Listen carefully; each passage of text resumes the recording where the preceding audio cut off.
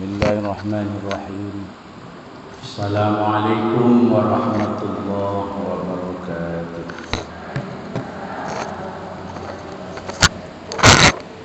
Alhamdulillahirabbil alamin. Alladzi arsala rasulahu bil huda wa dinil haqq liyuzhirahu 'ala ad-din kullihi walau karihal kafirun. Asyhadu an la ilaha illallah wahdahu la syarika lah wa asyhadu anna Muhammadan 'abduhu wa rasuluhu la nabiyya ba'dahu. Allahumma shalli 'ala sayyidina Muhammad wa 'ala alihi wa ashabihi wa man tabi'ahum bi ihsan ila yaumil din. Yang saya muliakan ibu pengurus Majelis Ta'lim Masjid Al-Ma'arij yang dirahmati Allah, yang saya banggakan ibu-ibu para jamaah yang berkesempatan hadir pada sore ini yang dirahmati Allah. Kepada Allah kita bersyukur, alhamdulillah. Allah masih memberi kita rizki, Allah masih memberi kita nikmat. Pada saat sebahagian orang-orang oleh Allah tak dikasih rizki,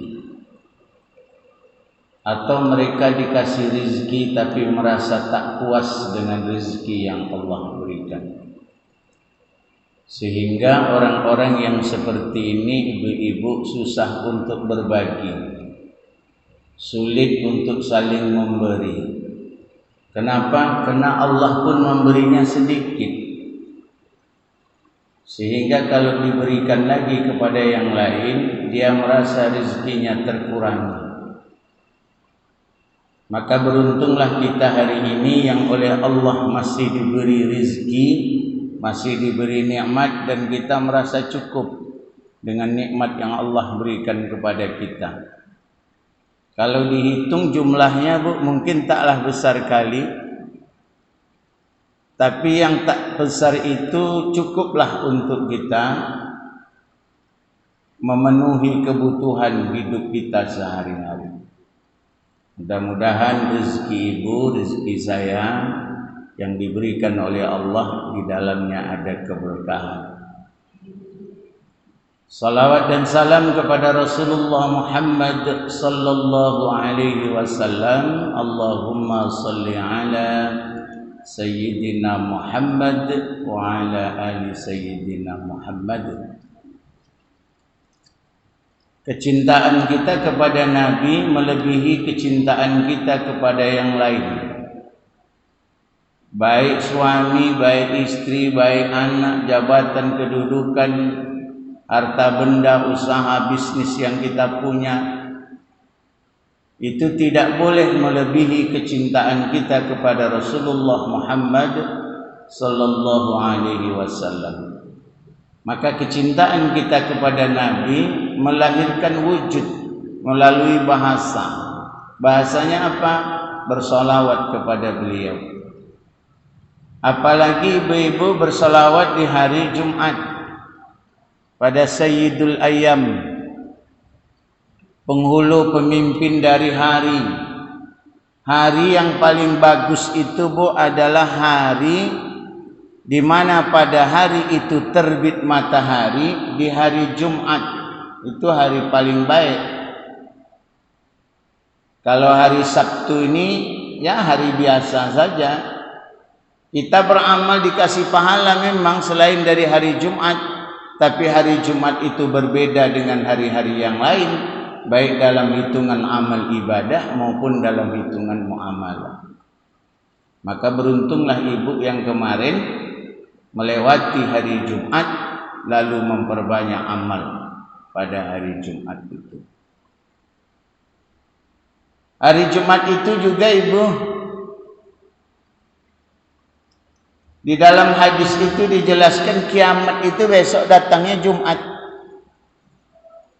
Makanya gunung-gunung, lautan, matahari, bulan, bintang, termasuk malaikat Allah saja takut dia kalau hari Jumat itu datang. Apa sebab? Jangan-jangan Jumat ini adalah kiamat. Malaikat aja takut, masa kita tak takut? Masa kita menghadapi hari Jumat biasa-biasa saja? Mestinya menghadapi hari Jumat itu penuh dengan keistimewaan. Dipersiapkan diri untuk beramal beribadah pada hari Jumat. Banyak amal ibadah yang dilakukan di hari Jumat itu, termasuk diantaranya sedekah. Sedekah yang paling baik itu ibu memberikan sesuatu. Ibu sangat butuh dengan barang itu, ibu perlu dengan barang itu, ibu sayang dengan barang itu, lalu barang yang ibu sayang itulah yang ibu berikan kepada orang lain. Itu sedekah paling baik. Sekarang apa yang ibu paling sayang? Duit, piti. Ibu sayang sama piti? Enggak. Pantas enggak disedekah-sedekahin. Sayang dengan emas. Sayang dengan emas, sedekahkan emasnya. Sayang dengan uang, sedekahkan uangnya. Sayang dengan harta, sedekahkan hartanya. Ibu sayang dengan makanan yang ibu punya di rumah, ibu sedekahkan makanan yang paling ibu sayang itu. Mana ibu sayang, goreng pisang yang masaknya bagus atau goreng pisang yang masaknya hangus?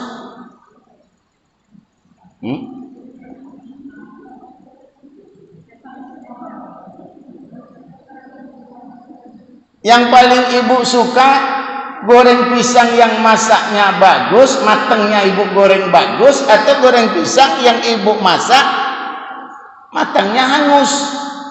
Pasti ibu sayang suka dengan goreng pisang yang masaknya bagus. Maka kalau mau bersedekah goreng pisang itu, maka sedekahkanlah goreng pisang yang masaknya bagus. Jangan ibu sedekahkan goreng pisang yang masaknya hangus. Ya, kadang-kadang kan kita terbalik ya Bu. Yang bagus untuk kita, terus yang hangus untuk tetangga. Ya, diantari tetangga, Bu, maaf ya Bu, ini ada goreng pisang dikit, tapi maaf hangus. Ya, yang di rumah tak hangus, yang diberikan mestinya yang tidak hangus. Mestinya. Itulah kadang-kadang bukan kesalahan ya Bu, kekhilafan kita di dalam bersedekah. Ibu-ibu yang dimuliakan Allah, lalu prinsip sedekah itu seperti apa? Sedekah itu kata Allah dalam Al-Quran boleh sirran. Wa anfiqu mimma razaqnakum sirran wa alaniyah. Infakkan rizki yang sudah aku berikan kepada kalian, sama ada sembunyi-sembunyi atau terang-terangan. Boleh Bu, kita bersedekah itu sembunyi-sembunyi boleh, orang lain tak tahu, boleh, itu yang lebih bagus. Ibu sedekah infaknya terang-terangan boleh juga. Ibu sebut nama ibu Zainab 10 juta, dah sebut aja nggak apa-apa. Tapi jangan ada ria di dalam hati. Tujuannya apa? Memotivasi orang sebelah ibu, uang kayu sampilik karyang. Nah, itu tujuannya. Boleh. Ibu sebut sedekah infak ibu itu untuk memotivasi jamaah kita ini yang rata-rata punya duit tapi belum mau sedekah banyak. Itu boleh. Kuncinya jangan ria. Kalau sedekahnya sembunyi-sembunyi, itu yang paling bagus, sedekah sembunyi. Tapi nanti kalau udah sedekah jangan cerita sama orang. Ini kadang-kadang kan begitu. Hamba Allah 10 juta. Yang baca pengurus. Alhamdulillah Bapak Ibu para jamaah, hari ini ada seorang hamba Allah yang tak mau disebutkan namanya telah berinfak bersedekah jariah di Masjid Al-Ma'arij 10 juta. Jemaah tentu baca alhamdulillah. Pulang di jalan enggak tahan dia. Enggak tahan hatinya.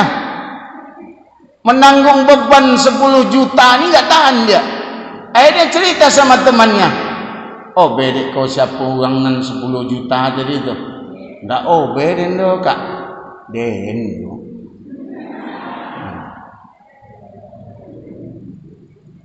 Akhirnya hilang kan bu, keikhlasannya hilang, muncul rianya. Awalnya bagus, sirron, rahasia-rahasia bagus, tapi kemudian kena tak tahan menanggung beban, akhirnya meletuslah ria dari dalam dirinya.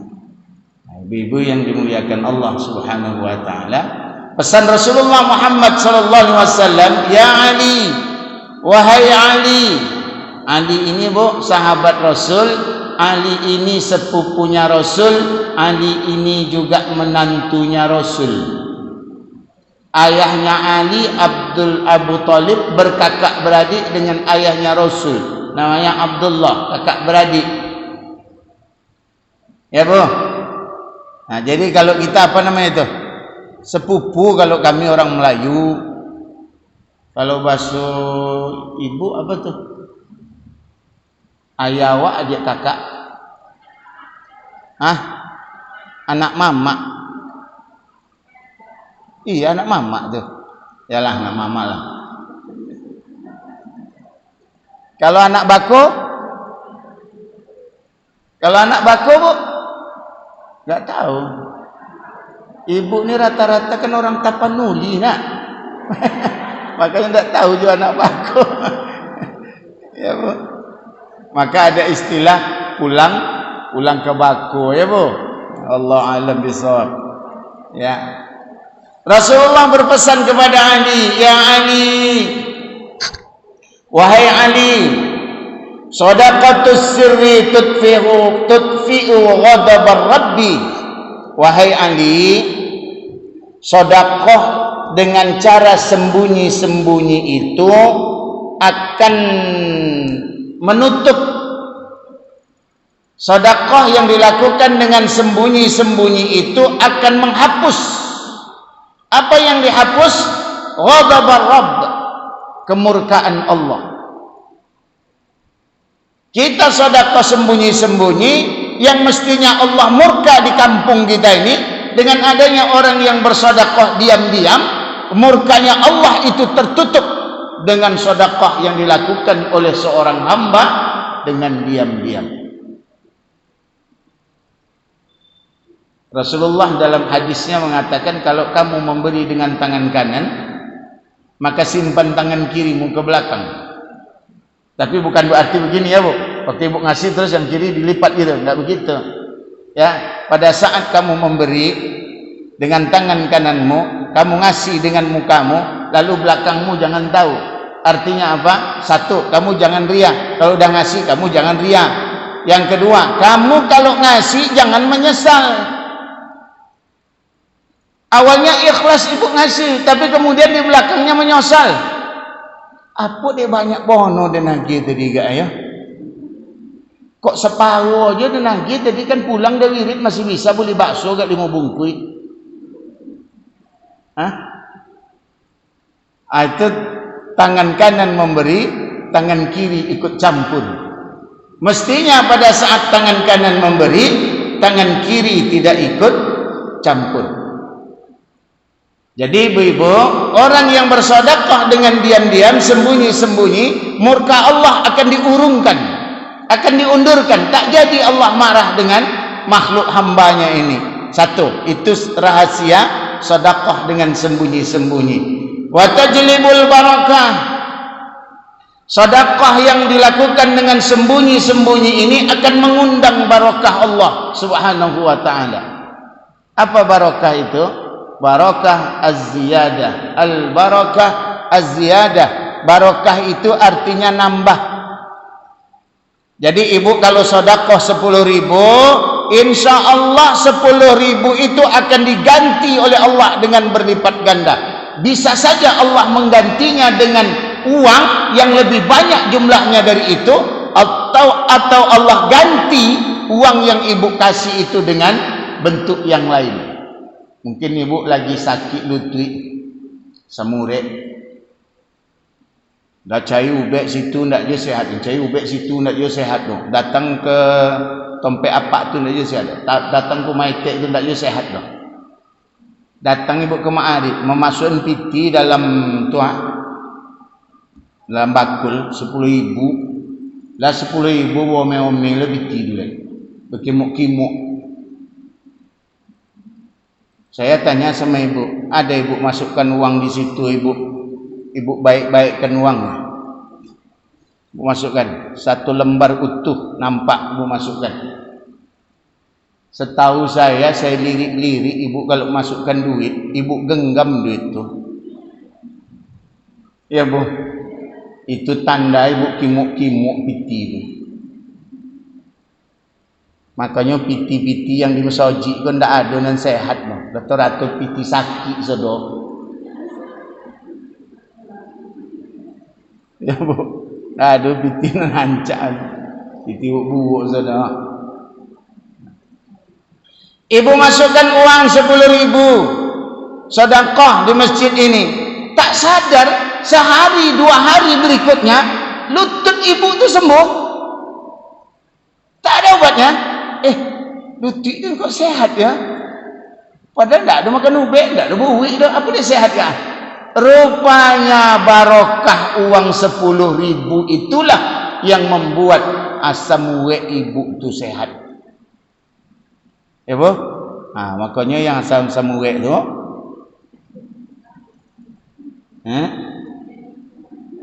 yang sudah bersela baru 5 minit berselok ganti. Nah 5 minit ganti tu dia. Itu tanda asam uwek itu.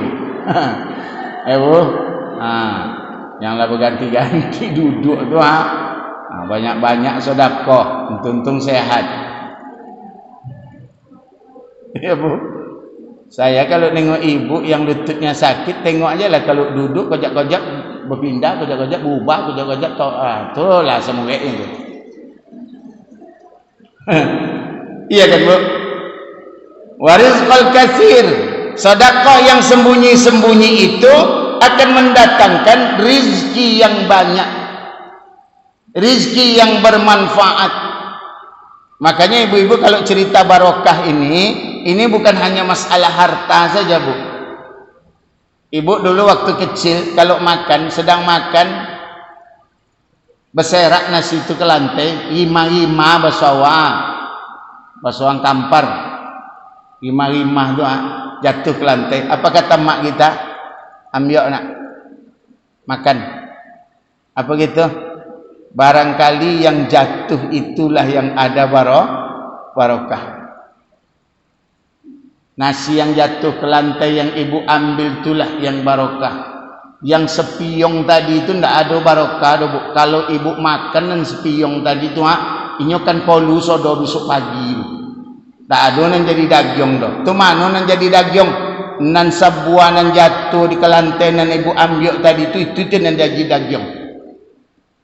Ya bu, sampai ke situ dulu orang tua kita ngajarin kita tentang barang-barang yang penuh dengan barokah. Maka orang yang bersedekah itu, kata Rasulullah sallallahu alaihi wasallam, warizqul katsir, dia akan menjemput rizki yang banyak. Dia mengundang kayak orang mancing. Bontok orang menganyih. Umpannya kecil, yang dimasukkan umpannya kecil ke dalam sungai, tapi dia akan dapat ikan yang jauh lebih besar daripada umpan yang dia jatuhkan ke dalam air. Begitu itulah orang yang bersedekah, berinfak. Sedikit kita memberi, Allah akan ganti. Berlipat ganda Allah ganti. Maka dalam Al-Quran Al-Baqarah 261, Allah subhanahu wa ta'ala berfirman, siapa yang berinfak di jalan Allah subhanahu wa ta'ala seperti dia menanam sebuah biji. Tumbuh biji yang ibu tanam, hasilnya 7 tangkai. dalam setiap satu tangkai terdiri daripada 100 biji. Maka satu biji menghasilkan 700 biji. Samalah tadi itu. Ibu sodakoh cacing, ndak lo siku cacing lo sekoeknya di loket ni mata pancong kan sekoek tu. Sodakoh ibu jo ikan dalam sungai itu. Ikan kupiok segodang kon ibu dapat. Mana mahal kupiok di cacing?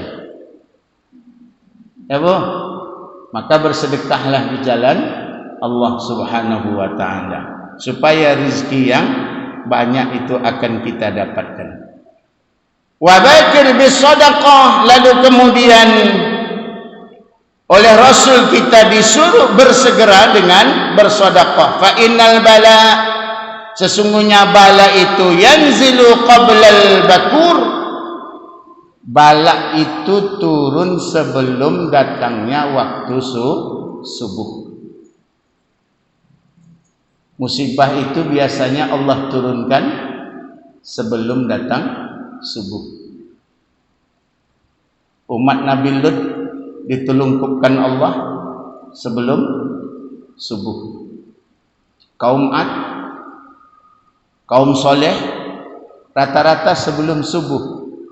Di negeri kita ini Bu, Galodo, Gompo, Gunung Melatui itu rata-rata menjelang subuh. Ya Bu, maka hati-hati. Kalau sudah bangun menjelang subuh, bangunlah. Jangan tidur. Jangan-jangan nanti datang musibah. Segeralah bersedekah. Makanya kemudian kapan sedekah yang paling baik? Pada saat kita belum melakukan apa-apa, lalu kita lakukan sedekah. Ibu ke masjid subuh, salat berjamaah, tinggalkan agak 1.000, 2.000 di situ. Sebelum ibu minum teh, sebelum ibu makan lontong, ibu sudah berbagi di jalan Allah Subhanahu wa taala. Itulah sedekah yang paling baik. Ya Bu, kalau sedekah powik lakon yang tu lain lo ciptonya. Ibu ngantari lontong ke rumah tetangga, tapi lontong itu ibu sudah makan di rumah. Makanya kalau mau bersedekah, antarkan dulu tetangga tu makanan tu. Nanti udah ibu antarkan, baru ibu pulang ibu makan. Supaya bentuknya tidak menjadi sisa dari apa yang kita makan. Walaupun pada prinsipnya olawa asyongkan. Maka sedekah yang paling baik itu adalah sebelum kita menikmati, kita udah berbagi sama orang lain. Ya Bu, tak perlu banyak-banyak loh Bu bersedekah tu. Bahkan kata Nabi ini, tak punya apa-apa, punyanya cuma air putih.